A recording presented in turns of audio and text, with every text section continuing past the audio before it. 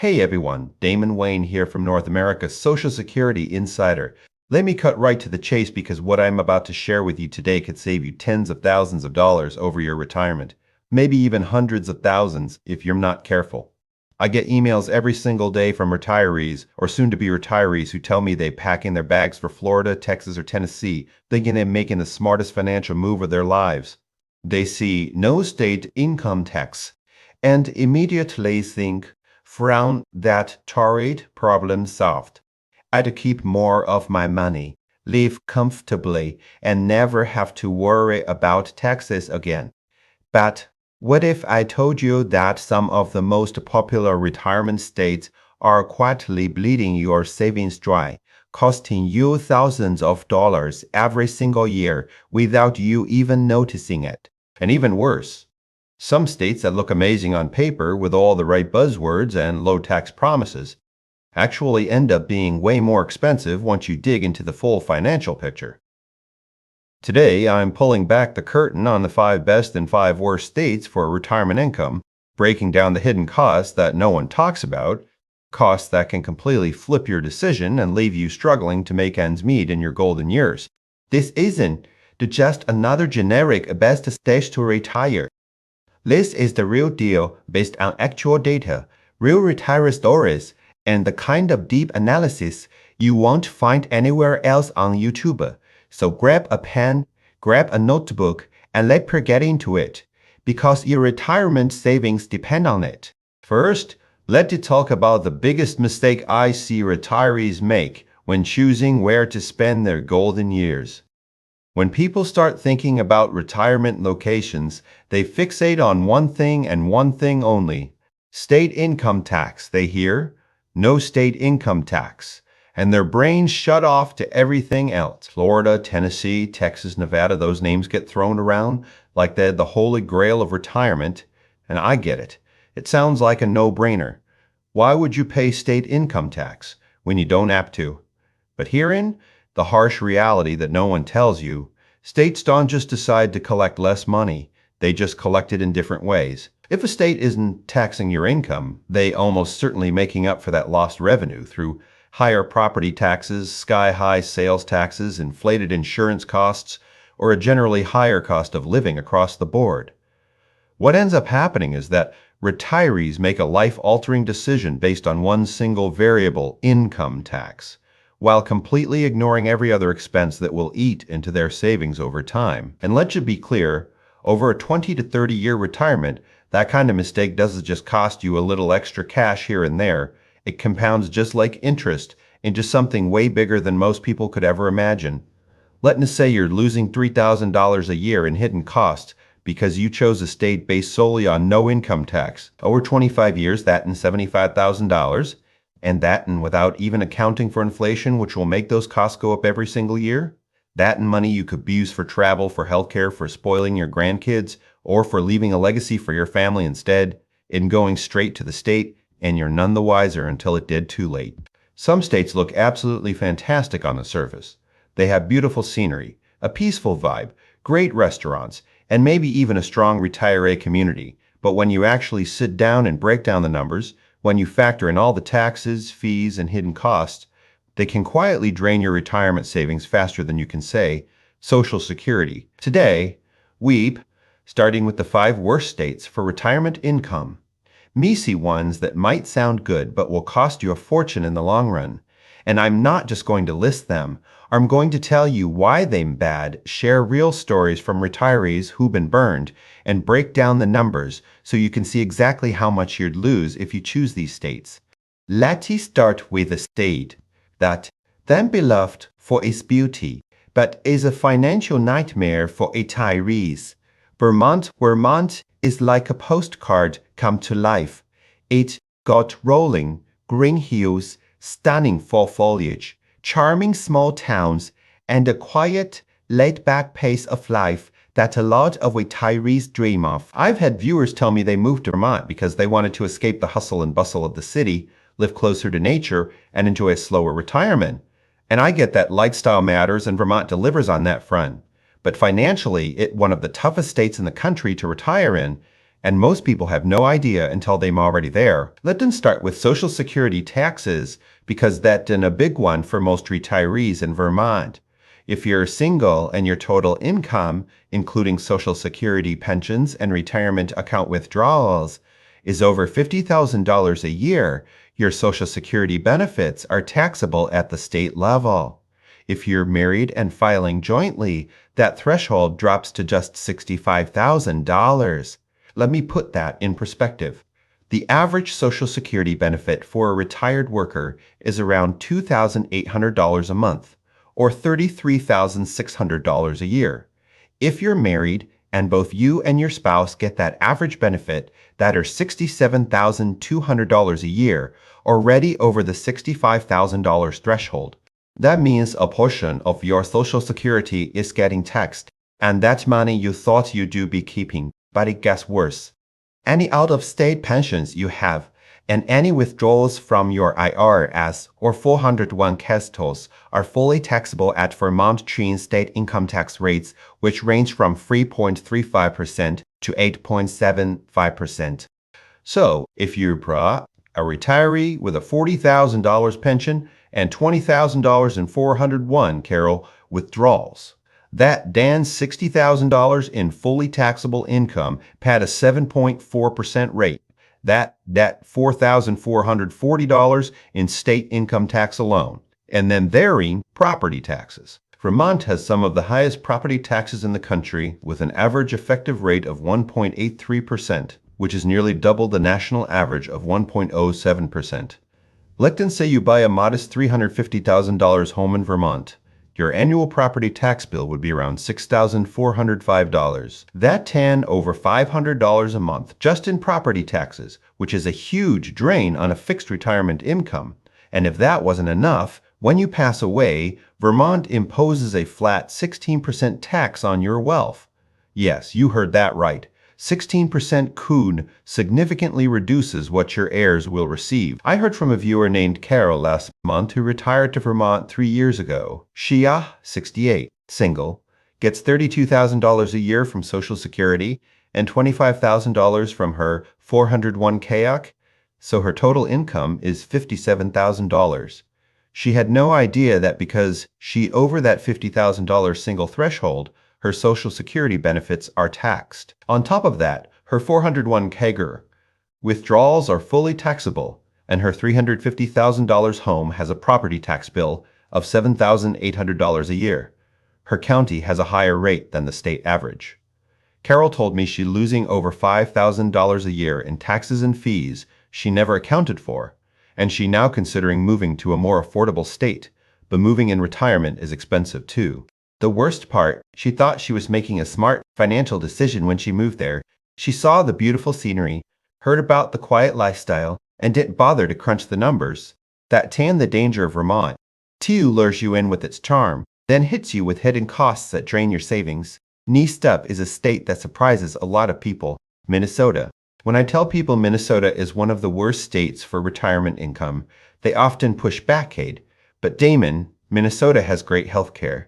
And they write Minnesota consistently ranks among the top states in the country for healthcare quality, access to doctors and specialists, and overall health outcomes. That's a huge plus for retirees who tend to need more healthcare as they age.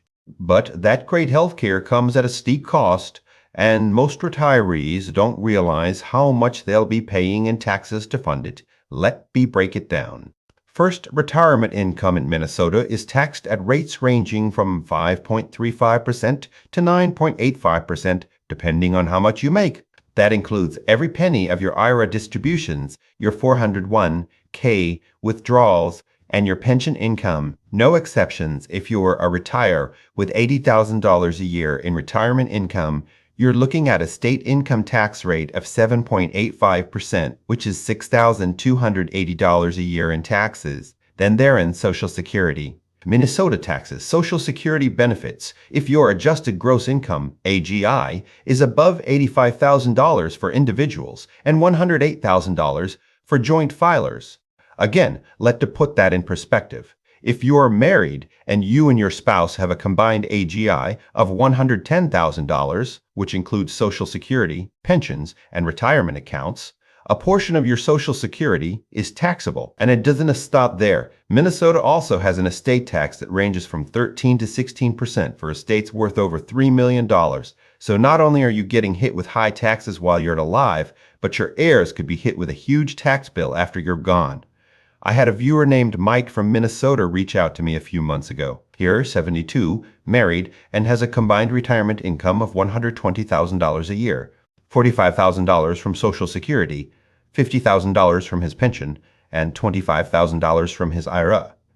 His state income tax bill is over $8,000 a year, and because his AGI is over $108,000, a portion of his Social Security is taxed. He also owns a home worth $500,000 with a property tax bill of $7,500 a year. Mike told me he is struggling to keep up with the costs, even though he thought he had saved enough for retirement. He said, I chose Minnesota because of the healthcare, but I had no idea how much the taxes would eat into my savings. I feel like I'm working just to pay taxes even in retirement. That's the reality of Minnesota. Being a great state for healthcare, but the tax burden is so high that it cancels out that benefit for most retirees. And here in the kicker, Minnesota tax rates are only going up. Lawmakers recently passed a bill that increases the top marginal income tax rate to 10.85% for individuals making over $1 million, which will trickle down to affect middle-income retirees too. If you're considering Minnesota for retirement, make sure you factor in all those taxes, because the healthcare might not be worth the financial hit now. Let's talk about a state that's more obvious. California? Most people expect California to be expensive, and they're right. But what a lot of people don't know is that California actually has one positive for retirees. It does not tax Social Security benefits at all. That's a big win, especially for retirees who rely heavily on Social Security. But that's where the good news ends, because California taxes every other type of retirement income at some of the highest rates in the country, up to 13.3%. That includes 401k, distributions, pension income, IRA withdrawals, interest income, and net rental income. Every penny of it is taxed at those high rates. Let's say you're retiring California with $70,000 a year in retirement income, excluding Social Security. At California, your 9.3% tax rate. That means $6,510 a year in state income tax. If your income is over $1 million, you're looking at that 13.3% top rate, $233,000 in taxes on $1 million in income. But the taxes are just the start. California has one of the highest costs of living in the country, and housing is the biggest culprit. The median home price in California is over $800,000, nearly 3 times the national median of $340,000. Even if you downsize, you're still looking at a home that costs hundreds of thousands of dollars more than it would in other states. And if you rent, the median rent in California is over $2,800 a month, which is way more than most retirees can afford on a fixed income. Then there in insurance, California home insurance rates have skyrocketed in recent years because of wildfires, floods, and other natural disasters. A retiree in Northern California might pay $3,000 to $5,000 a year for home insurance. If they can even get coverage, some insurance companies have stopped writing policies in high-risk areas, leaving retirees with no choice but to buy expensive state-mandated insurance. And let's not forget about sales tax. Californian state sales tax is 7.25%, and with local taxes added in, it can be as high as 10.25%. That means every time you buy groceries, gas, clothing, or anything else, you're paying an extra 10% in taxes. I had a viewer named Linda who retired to San Diego a few years ago. She Derry, 69. Single gets $30,000 a year from Social Security and $40,000 from her IRA. Her state income tax bill is $3,720 a year. Her rent is $2,900 a month, $34,800 a year, and her home insurance is $4,200 a year. She told me she barely making ends meet, even though she saved over $500,000 for retirement. "I thought California would be a great place to retire because of the weather and the lifestyle," she said. "But I had no idea how expensive everything would be. I'm cutting back on groceries and healthcare just to pay my rent and taxes."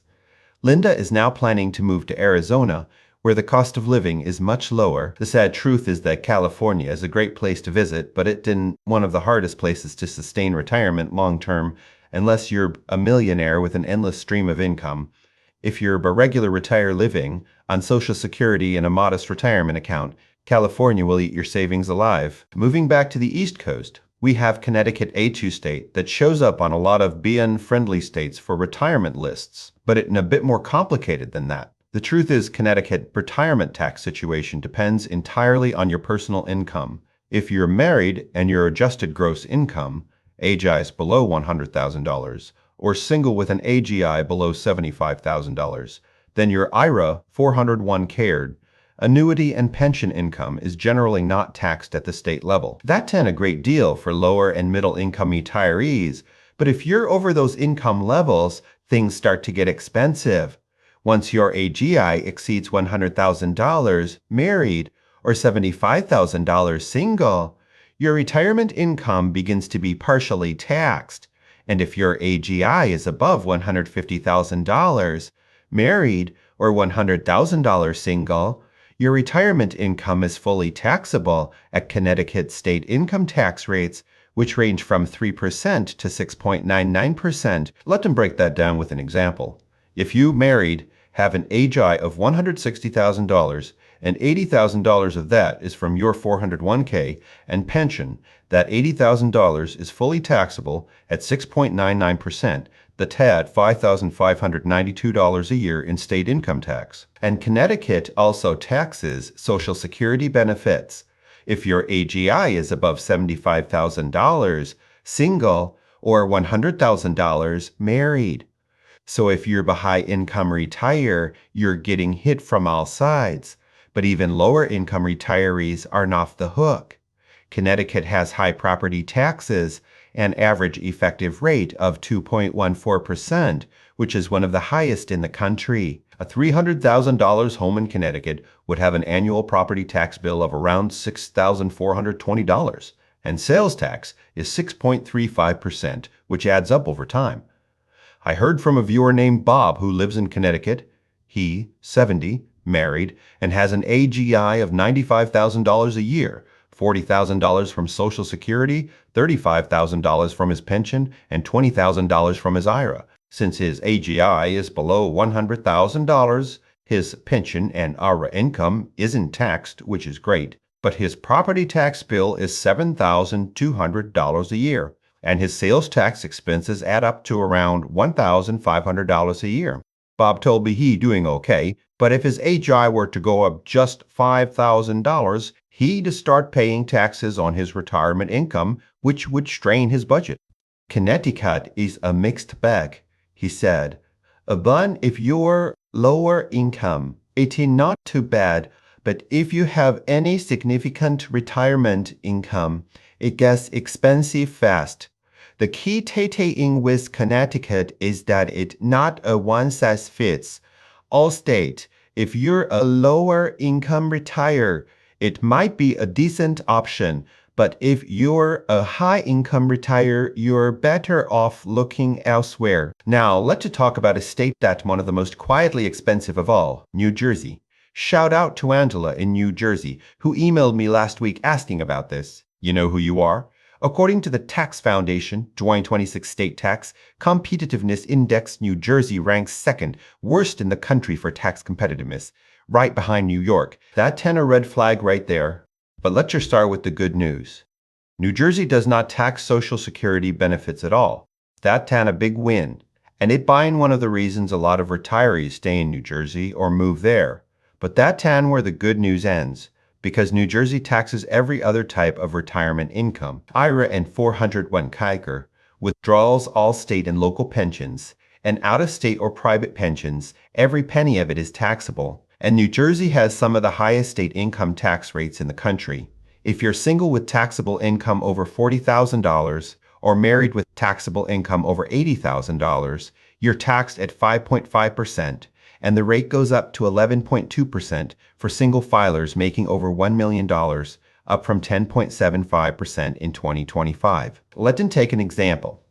If you married, have $90,000 a year in taxable retirement income from your 401k and pension, you are taxed at 6.37%, which is $5,733 a year in state income tax. But the taxes didn't stop there. New Jersey has the highest property taxes in the country, with an average effective rate of 2.23%. A $400,000 home in New Jersey would have an annual property tax bill of around $8,920, that and over $740 a month, just in property taxes, and then there and sales tax. New Jersey and state sales tax is 6.6%, and while some items are exempt, most everyday purchases are taxed. Add in the high cost of living in the Northeast, higher groceries, higher gas prices, higher healthcare costs, and you've got a retirement cocktail that yen going to drain your savings fast. And if that wasn't enough, New Jersey has an estate tax that is one of the most punitive in the country. When you pass away, the first $25,000 of your estate is tax-free. Woohoo, big deal. The next $1 million is taxed at 11%, and anything above that is taxed at 16%. Let's say you have an estate worth $1.5 million. Your heirs would pay $110,000 on the first $1 million and $80,000 on the remaining $500,000, for a total of $190,000 in estate tax. That then nearly 13% of your entire estate gone to the state of New Jersey. I had a viewer named Tom who retired in New Jersey after working there his entire life. He is 73. Married, has $85,000 a year in retirement income from his pension and 401 Kirkin and a home worth $500,000. His state income tax bill is $5,414 a year. His property tax bill is $11,150 a year, and his sales tax expenses add up to around $2,000 a year. Tom told me he regretful he didn't move to Pennsylvania when he retired. I stayed in New Jersey because it's home, but the taxes are killing me, he said. I'm saving less than I thought I would, and I'm worried I won't have enough money for long-term care. New Jersey is a classic example of a state that lures you in with one positive, no Social Security tax, but hits you with hidden costs everywhere else. If you're considering New Jersey for retirement, make sure you crunch the numbers, because the hidden costs will add up faster than you think. Now, before you get discouraged and think every state is out to get your retirement savings, let me tell you, there are some hidden gems out there that the doc just look good on paper, but actually deliver when you crunch the numbers. These are the states that most retirees overlook, but they're the ones that could help you stretch your savings further and live the retirement you worked so hard for. Let's dive into the 5 best states for retirement income, states that offer great tax benefits, low hidden costs, and a high quality of life for retirees. And the first one might surprise you, Iowa. Iowa is one of the most overlooked options for retirement right now, and it be a shame because it become one of the most retiree-friendly states in the country. Thanks to major tax reforms in 2025, let me break down why Iowa is such a great option. Starting in 2025, Iowa made retirement income tax-free for residents 55 and over. That means any income you get from Social Security, pensions, IRAs 401(k), or any other retirement account is completely tax-free at the state level. And Iowa has not taxed Social Security income since 2014.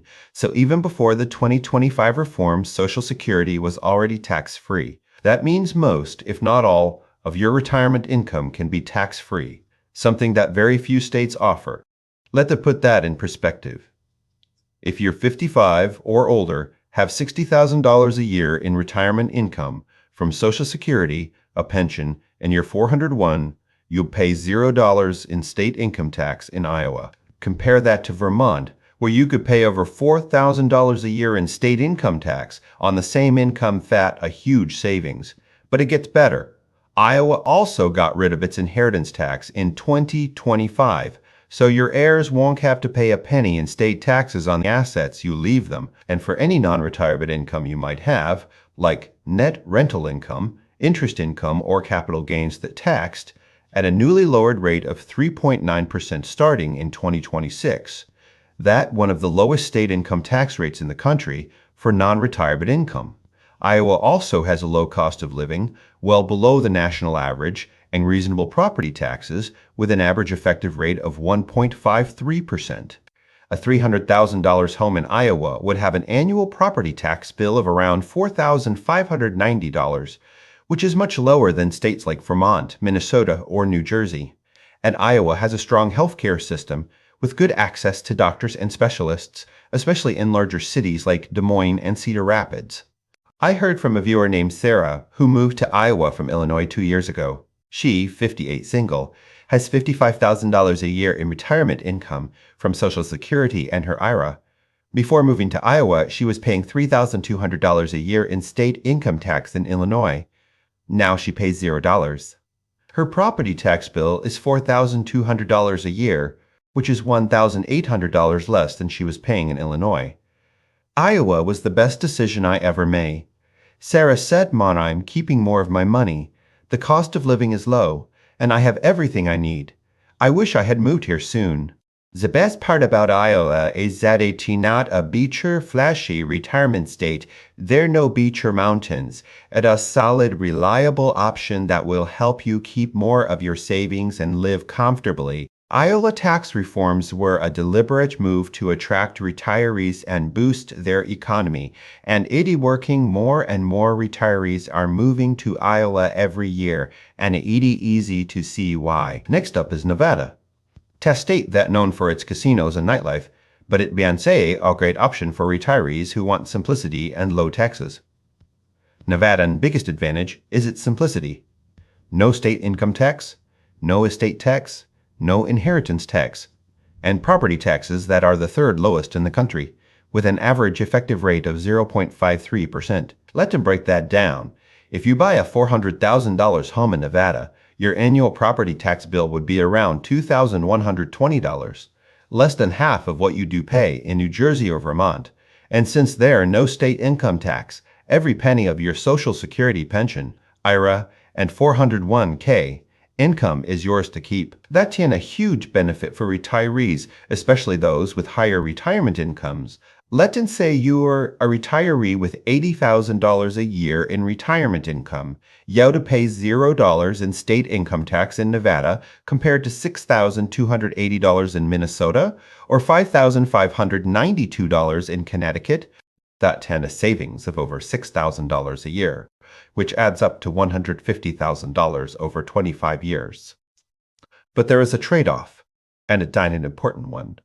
Healthcare access as you age. Healthcare becomes more important, and Nevada's healthcare system is not as strong as other states.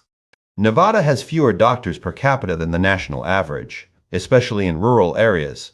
If you live in Las Vegas or Reno, you have good access to healthcare, but if you live in a smaller town or rural area, you might have to drive long distances to see a doctor or specialist. I had a viewer named Jim who retired to Las Vegas 5 years ago. 71, married, has $70,000 a year in retirement income from Social Security and his pension.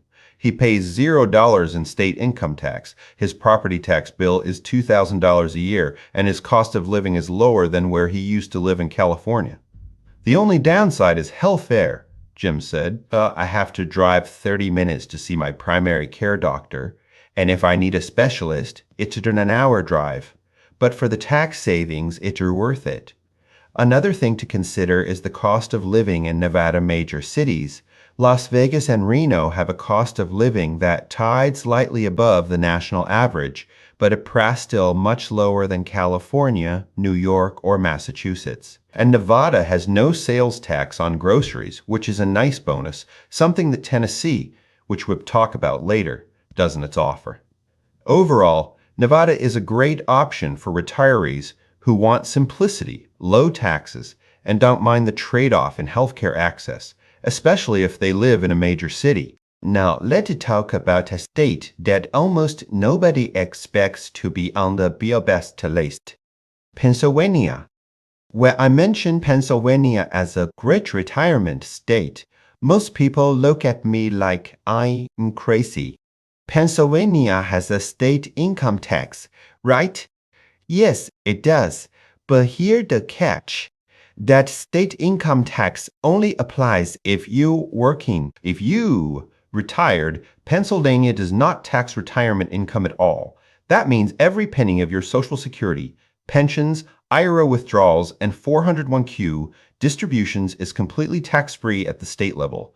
That huge, especially when you compare it to its high-tax neighboring states like Maryland and New Jersey.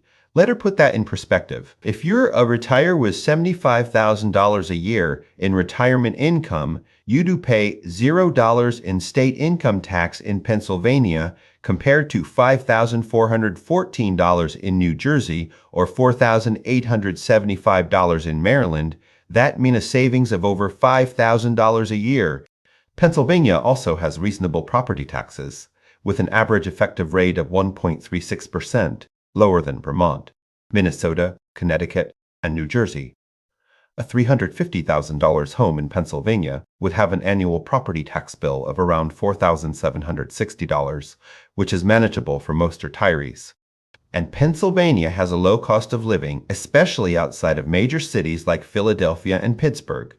Smaller towns like Lancaster, York, and Hershey offer a low cost of living, a strong sense of community, and good access to health care. Pennsylvania also has no estate tax or inheritance tax, so your heirs won't have to pay any state taxes on the assets.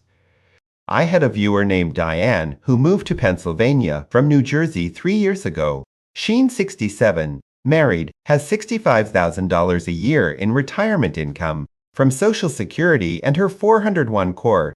Before moving, she was paying $4,225 a year in state income tax in New Jersey. Now she pays $0. Her property tax bill is $4,500 a year, which is $3,420 less than she was paying in New Jersey. Pennsylvania was a game changer for us.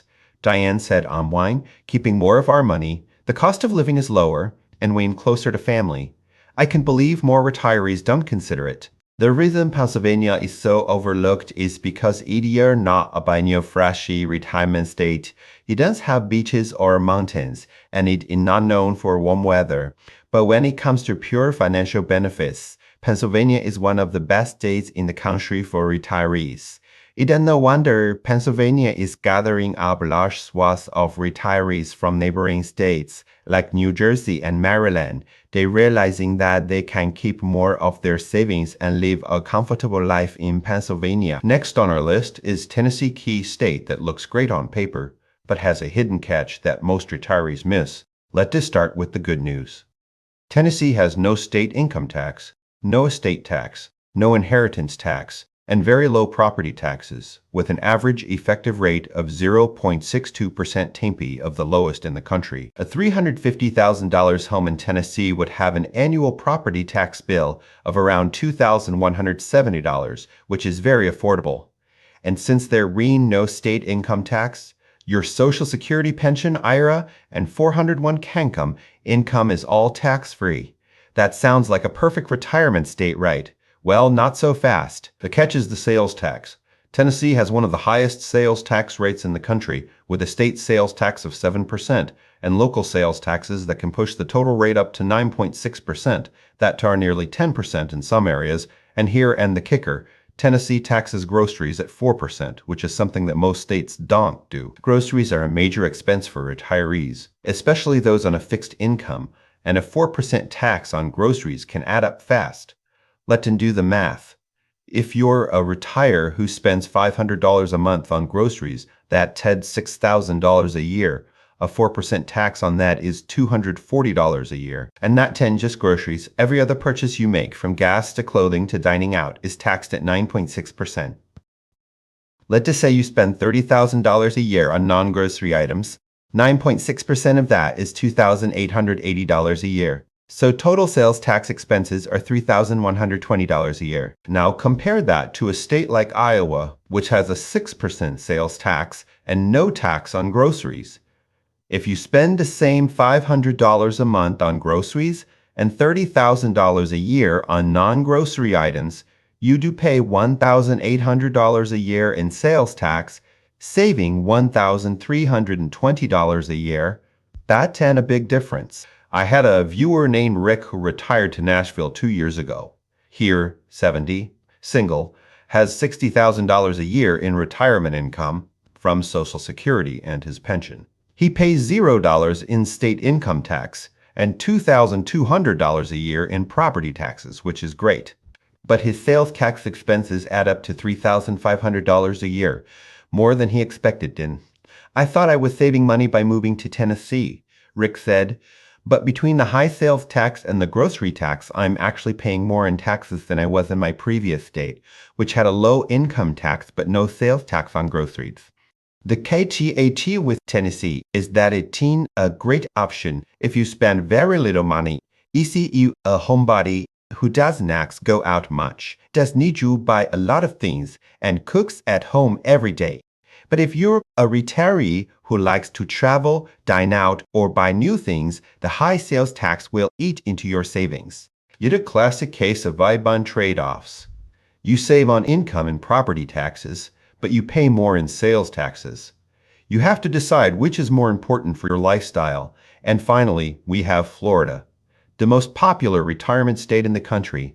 And for good reason, Florida checks all the boxes for most retirees. No state income tax, no estate tax, no inheritance tax, a warm climate, beautiful beaches, a strong retire infrastructure, think retirement communities, healthcare facilities, and activities for seniors, and a low cost of living in many areas. But what makes Florida stand out is that it's not just a no-income tax state, seen a state that actually delivers on the financial promises. Let them break down the benefits. First, no state income tax. So every penny of your Social Security pension, IRA, and 401k income is yours to keep. That's a huge savings for any retiree, but especially for those with higher retirement incomes. Second, Florida has a 3% homestead cap on property tax increases. That means if you own a home in Florida and claim it as your primary residence, your property taxes can increase by more than 3% a year, no matter how much the home value goes up. That's a game changer for retirees on a fixed income because it protects you from skyrocketing property taxes. Let's say you buy a home in Florida for $400,000 and your property tax bill is $4,000 a year. The next year, the home mean value goes up by 10%, but your property tax bill can only go up by 3% to $4,120. Without that cap, your tax bill would go up to $4,400. It's a savings of $280 a year over 20 years. That cap could save you tens of thousands of dollars. Florida also has reasonable property taxes, with an average effective rate of 0.83%, lower than most of the worst states we talked about. A $400,000 home in Florida would have an annual property tax bill of around $3,320, which is manageable for most retirees. And while Florida, cost of living is slightly above the national average in some areas, like Miami and Naples, there are plenty of affordable areas, like Ocala, the Villages, and Lakeland, where the cost of living is below the national average. Florida also has a strong healthcare system, with some of the best hospitals and medical facilities in the country, especially in cities like Tampa, Orlando, and Miami. I had a viewer named Karen who retired to the Villages 5 years ago. Shame, 68, married, has $70,000 a year in retirement income from Social Security and her 401k. She pays $0 in state income tax. Her property tax bill is $3,500 a year with the homestead cap, and her cost of living is lower than where she used to live in New York. Florida has been everything I hoped for, Karen said. I'm keeping more of my money. The weather is great, and there are so many things to do. I never have to worry about property taxes skyrocketing, which gives me peace of mind. Now, Florida is perfect. Insurance costs can be high in coastal areas because of hurricanes, and some areas are crowded with tourists. But overall, when you look at the full financial picture, Florida is the most financially favorable state to retire in for most people. It's popular for a reason, and it lives up to the hype. if you do your research and choose the right area. Now, let's take a step back and talk about the biggest mistakes retirees make when choosing a retirement state. Mistakes that can cost you thousands of dollars and ruin your retirement. The first and biggest mistake is chasing one headline number, like no state income tax, instead of understanding the full financial picture. I see this every single day. Retirees hear no income tax and make a decision based entirely on that without realizing how many other variables are involved. Property taxes, sales taxes, insurance costs, cost of living, healthcare access, and more. They think that because they're not paying income tax, they're saving money, but they're actually losing money in other areas. For example, a retiree who moves to Tennessee to avoid income tax might end up paying more in sales taxes than they would have paid in income tax in another state. A retiree who moves to Florida might save on income tax, but pay more in hurricane insurance. The key is to look at the big picture. Calculated all your expenses, not just one tax. The second major mistake is underestimating how much costs change over time. Things like insurance premiums, property taxes, and healthcare expenses don't stay flat. They tend to rise, and sometimes quite quickly. What looks affordable today might not feel the same 10 or 15 years from now, especially if you're in a state where those costs are already elevated. Let's take Florida again. Property insurance rates have jumped 42% in the last 5 years because of hurricanes. A retiree who bought a home in 2021 with a $2,000 a year insurance bill is now paying over $2,800 a year, and experts predict rates will rise another 15 to 20% in the next 3 years. That's an extra $1,200 a year by 2029 money you did budget for. If you're on a fixed income, that kind of increase can force you to cut back on essentials like groceries or healthcare. The third mistake is ignoring how your lifestyle impacts your spending. Moving to a warm weather state like Florida or Arizona might mean higher utility costs, air conditioning in the summer, higher insurance costs, hurricanes, wildfires, or higher day-to-day spending simply because you're out and about more. Going to the beach, dining out, shopping, or traveling. On the flip side, moving to a cheaper state like Iowa or Pennsylvania might come with trade-offs in convenience or access fewer restaurants, fewer activities, or longer drives to see family or friends. Those trade-offs can indirectly affect your expenses too. You have to drive 2 hours to see a specialist, that in gas money and time you're spending. The fourth mistake is not thinking long-term about healthcare. A state might look great financially, but if access to doctors, specialists, or hospitals is really limited, that can become a major issue later on. For example, Nevada is a great state for taxes. But if you live in a rural area, you might have to drive hours to see a cardiologist or oncologist. That's not something you want to figure out after you've already moved, especially if you have a chronic health condition. The fifth and final mistake is not running the actual numbers for your specific situation. Too many retirees take someone else's word for it. They read an article, watch a YouTube video, even this one, or talk to a friend and assume that what works for someone else will work for them. But everyone's retirement is different. Different income sources, different spending habits, different priorities, different health needs. What works for a retiree with $100,000 a year in retirement income might not work for a retiree with $40,000 a year. What works for a retiree who likes to travel might not work for a retiree who likes to stay home.